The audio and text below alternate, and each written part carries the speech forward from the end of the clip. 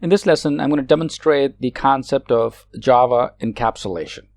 I've already discussed and demonstrated earlier the concepts of object-oriented programming, polymorphism, and inheritance. Here, I'm going to specifically confine to the concept of data encapsulation.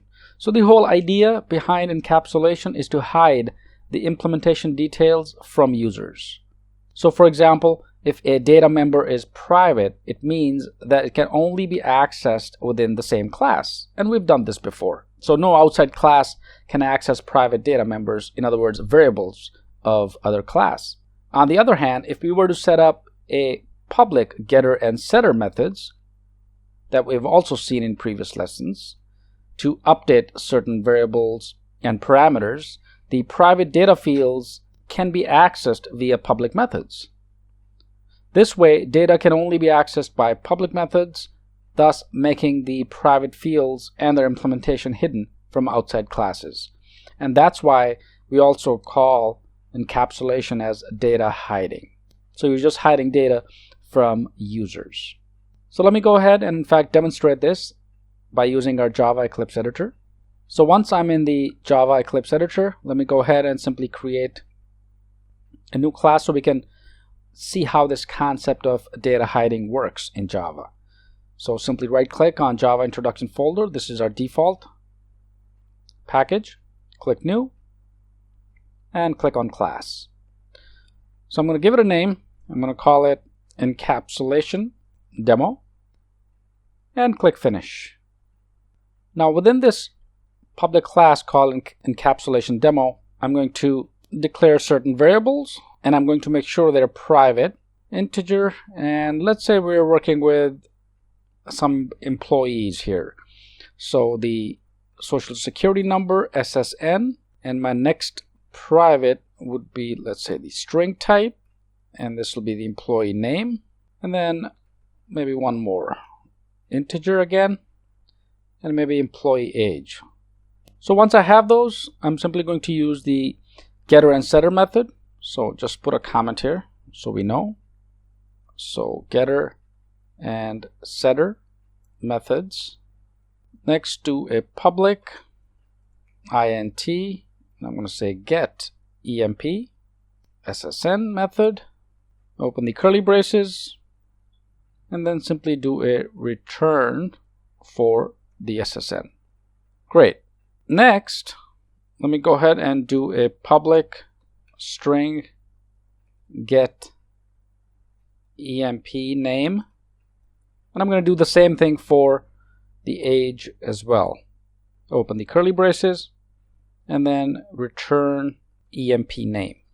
One more time, do the same exercise for the employee age. So I'm going to say public int emp age with a set of brackets. Open the curly braces and do a return of emp age. So once I have this, then I'm going to go ahead and do my public void and use these setter methods, right? So I'm setting emp age int to a new value. Open the curly braces and emp age is going to be equal to the new value, and then close the curly braces. So notice how we've used the private keyword on top and now we're using the public on the bottom for the same variables. So next I'm going to do the public void and I'm going to set the emp name, and this is string to new value. Open the curly braces and then emp name equals the new value. And one more time, I'm going to do the same for the social security number, right? So we do public static, and this time I'm going to use the static keyword or just use the void for now so we keep things synchronized, right? So public void and set emp ssn and then use the int new value, open the curly braces, ssn equals the new value. Great. So next, let's go ahead and do the public static void and main string, right? Our main keywords and our string array arguments and the command line argument as well. So let's go ahead and do public static void. We've been doing this before, okay?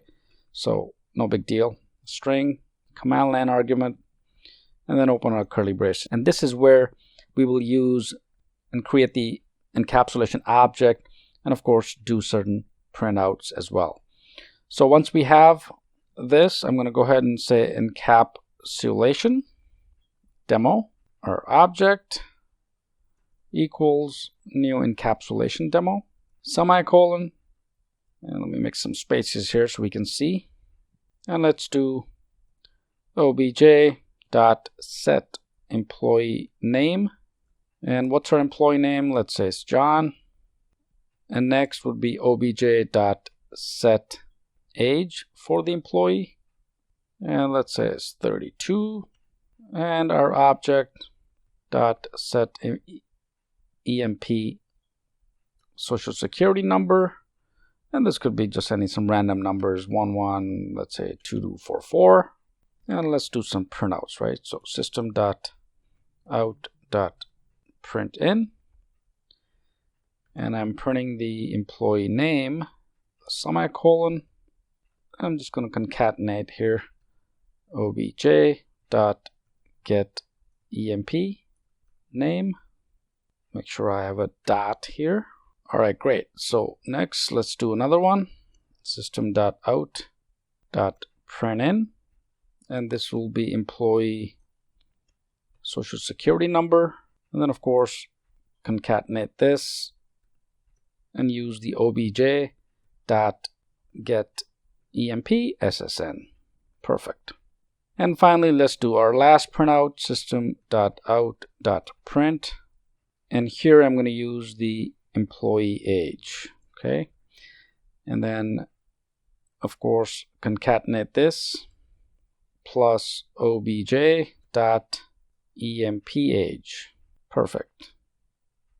And make sure we have our curly braces, which are down here. So let's move them up here a little bit. Perfect. All right, so let's make sure our syntax is correct. So I'm just going to make sure Java recognizes this is actually set name. Let me scroll up here and make sure I use the same here. So it'll be set emp name. And notice the good thing about these editors, right? So if you misspell something here on the bottom when you're calling this and Java does not recognize or sees this, it gives you an error. So you can simply fix this on the fly. Perfect. So we have our code here where we've defined certain private variables, and then using the getters and setter methods, then we're calling them later on whatever we need as an output. So let's go ahead and run this. So let's click on the run button here. Save and launch dialog box appears. Click OK. And then of course we'll get the output as employee name is John, employee SSN number is 112244, and then employee age is 32. So this is a simple and effective example of data encapsulation and hiding within Java. So here the real advantage, or within this particular example, all three variables or data fields are private, which cannot be accessed directly. And I'm referring to these up here, right? So the SSN, employee name, and employee age, they're declared as being private. But now these fields can be accessed via the public methods only, right? So when I come down here, when I'm creating these objects up here and then calling them here, I can only use the public methods. So for example, the field called EMP name, SSN, and employee age are made hidden data fields using encapsulation techniques of our object-oriented programming. And one of the advantages of encapsulation is it improves maintainability and flexibility as well as reusability. So for example, in this particular example in our code, the void set employee name that we used. So for example, right here, right? So we specify the public void set employee name, and this can be changed at any point of time. Since the implementation is purely hidden from the outside classes, they would still be accessing the private field employee name using the same methods.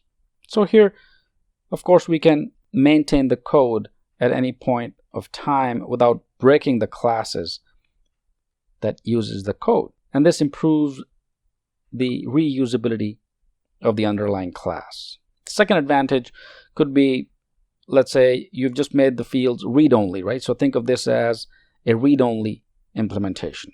Great. Let's do another example quickly, okay? So we get our concepts down. So let me go ahead and simply right-click default package. Let's click on new and then choose class. And this time I'm going to call it Encap test. I'm going to use the word encapsulation so that's easier, right? So Encap test is the name. And click finish.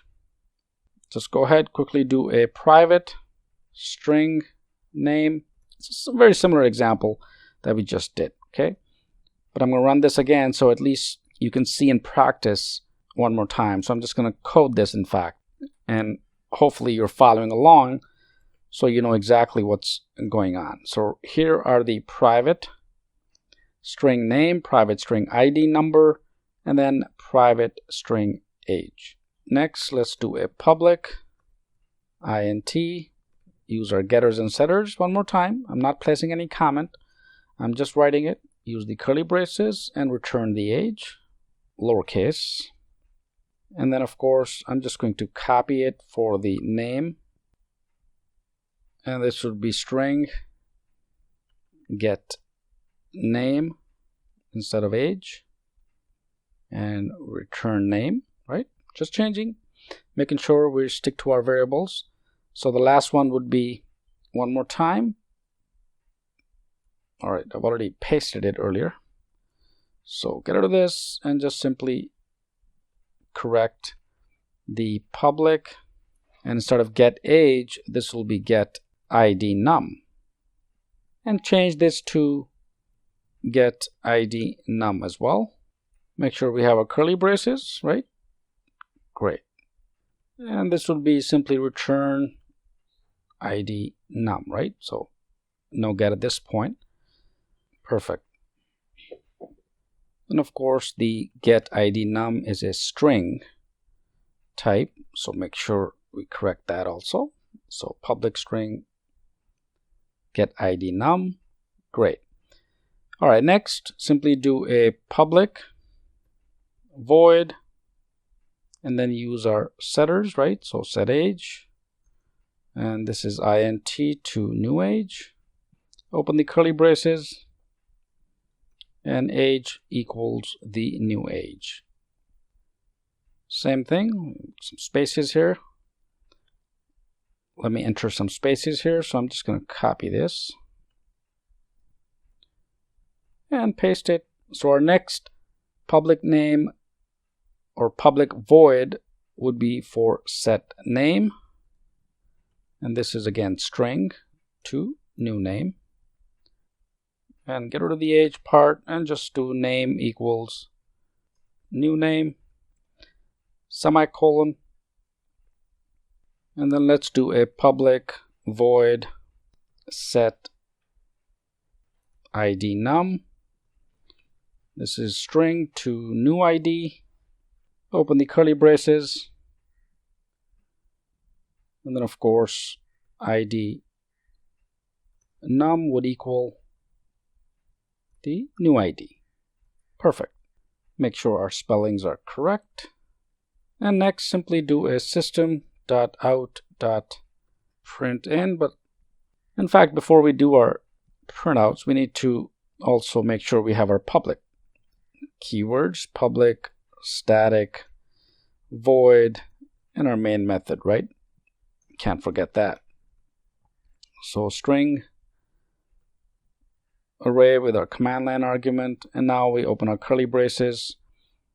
Make sure we have our objects, so encap test encap equals new encap test, semicolon, And I'm also going to encapsulate and then use the set name, for example, first to new name. And this new name could be, let's say, James. Let's go ahead and make sure our quotations are inside, right? All right, next is in cap, use the set age. And let's say it's 22. And finally, our encap.setID. And since this is also string, so I just called it 1, 2, 3, 4, XYZ. As long as it's within the quotations, we're good. And then finally, do a system.out.println. And I'm going to print the name plus encap.getName. And this would be getName and then plus, of course, our age plus encap.getAge. Perfect. Make sure our curly braces are closed.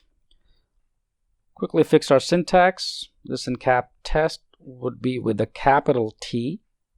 And also make sure we have our curly braces fixed. Perfect. Let's tell Java that we're using the getName. Great. All right, perfect. So another example of hiding your data by creating and making these variables private and then using public methods to call these variables so that they become read-only for users. So if I were to, let's say, run this, save and launch dialog box appears, click OK, and of course says James' age is 22. So I just wanted to demonstrate the concept of data encapsulation in Java, and objects encapsulate data and implementation details. So for example, to the outside world, an object is a black box that only exhibits a certain behavior. And the behavior of this object is which is useful for the external world or other objects. And the only way that this object can expose its behavior is by means of public methods or functions. So I hope this helps. Practice, and let's move to the next lesson.